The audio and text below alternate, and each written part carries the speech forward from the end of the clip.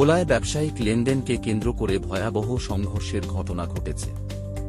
দুই ইউনিয়নের শতাধিক মানুষ দা, রড ও লাঠিসোঁটা নিয়ে মুখোমুখি হলে এলাকায় আতঙ্ক ছড়িয়ে পড়ে। এ ঘটনায় অন্তত 15 জন আহত হয়েছেন।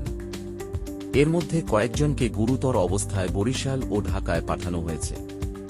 জানা গেছে, দীর্ঘদিন ধরে ব্যবসা-বাণিজ্যকে কেন্দ্র করে দুই পক্ষের মধ্যে বিরোধ চলছিল।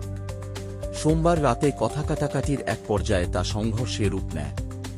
কিছুক্ষণের মধ্যেই দুই ইউনিয়নের বাসিন্দারা দলে দলে জড়ো হয়ে একে অপরের ওপর হামলা চালায়। প্রত্যক্ষদর্শীদের দাবি, ব্যবসায়িক দেনা পাওনাকে কেন্দ্র করে উত্তেজনা চরমে পৌঁছায়। দুই পক্ষই অভিযোগ করেছে, তাদের ওপর অতর্কিত হামলা চালানো হয়েছে। সংঘর্ষের পর পুলিশ ঘটনাস্থলে পৌঁছে পরিস্থিতি নিয়ন্ত্রণে আনে। থানা পুলিশের ওসি জানিয়েছেন, অভিযোগ পেলে তদন্ত সাপেক্ষে আইনানুগ ব্যবস্থা নেওয়া হবে। পরবর্তী আপডেট পেতে আমাদের চ্যানেলটি সাবস্ক্রাইব করুন।